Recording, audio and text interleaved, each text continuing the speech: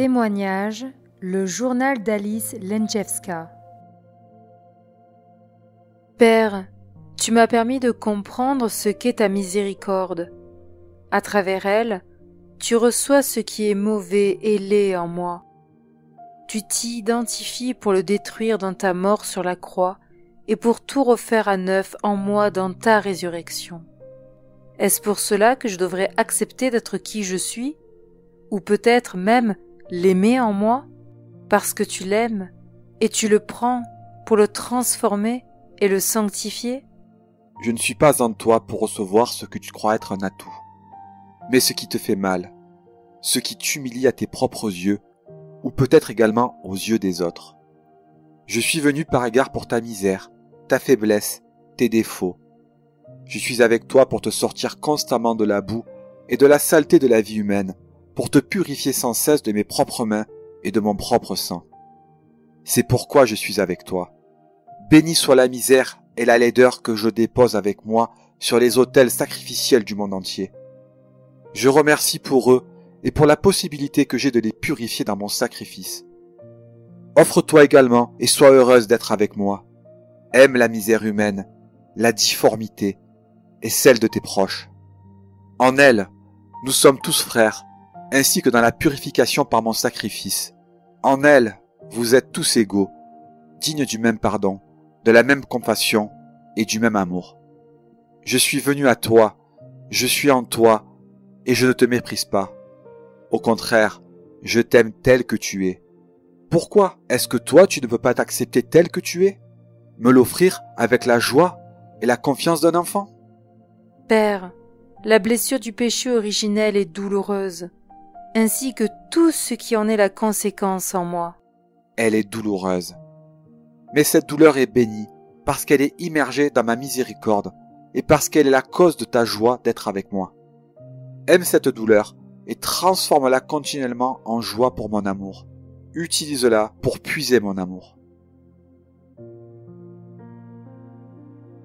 Père, je voudrais te parler, mais je ne sais pas comment, je ne sais rien. Demeure dans cette ignorance et dans cette incapacité.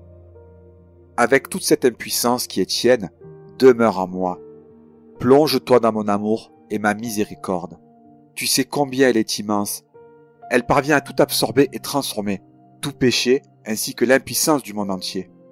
Continue et soumets tout cela à mon action purificatrice. Je t'aime et je désire t'aider. Te libérer de ce qui s'est collé à ton âme, de ce qui est mauvais et inutile.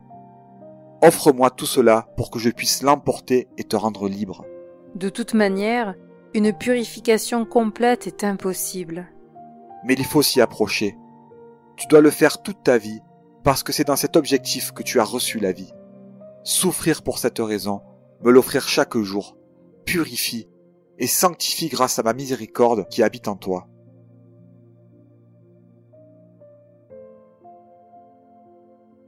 Tu désires de grandes choses, et je veux te les donner. Mais le chemin qui y mène passe par la peine et la souffrance. Est-ce que tu le veux toujours? Oui, Père, tu sais que je veux. Je voudrais pouvoir. Tu pourras. Tu recevras dans les limites de tes capacités. Cela est mon affaire. Toi, désire et aie confiance. Sois sereine. J'accomplis tes demandes.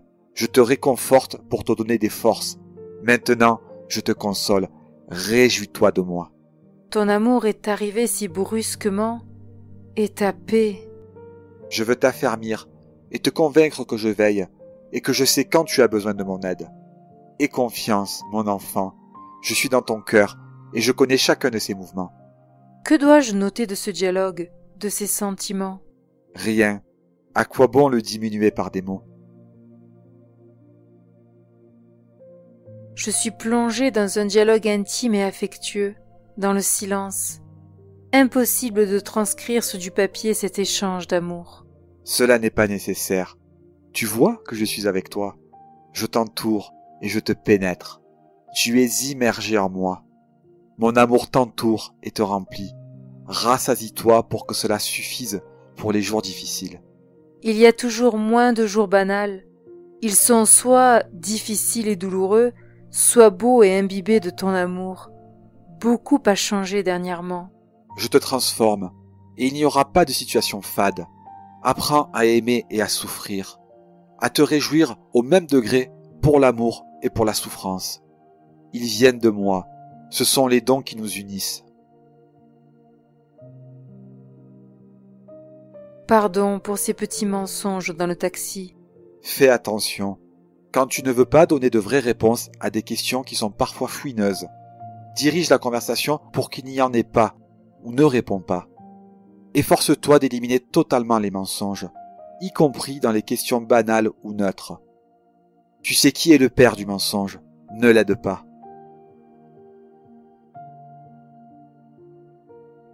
Je désire voir en toi un amour grand et durable. Je le dépose dans ton cœur, et je veux que tu t'occupes avec ardeur de son développement, comme moi je m'occupe de toi. Sois comme moi envers les gens que je t'envoie, constamment aimante, compréhensive, infiniment patiente, prête à tout faire pour sauver et enrichir leurs âmes.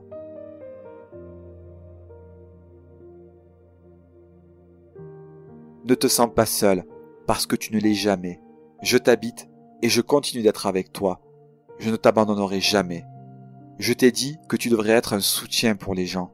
Je te les envoie donc pour que tu puisses témoigner de moi. Faustine, ma patronne, prie pour moi.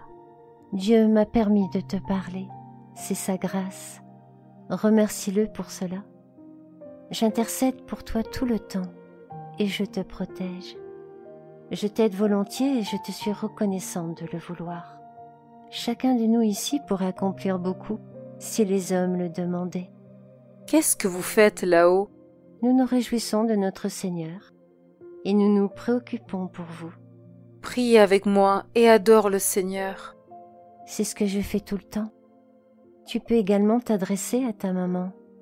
Maman, je ne m'adressais pas à toi parce que je croyais que cela pouvait te déranger. Au contraire, je veux t'aider. Je suis souvent auprès de toi.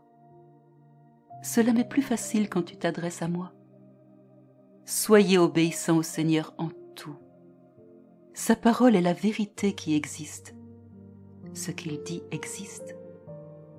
Sa parole n'est pas un son, mais la réalité qui existe en dehors du temps. La question du respect des promesses n'existe pas chez lui.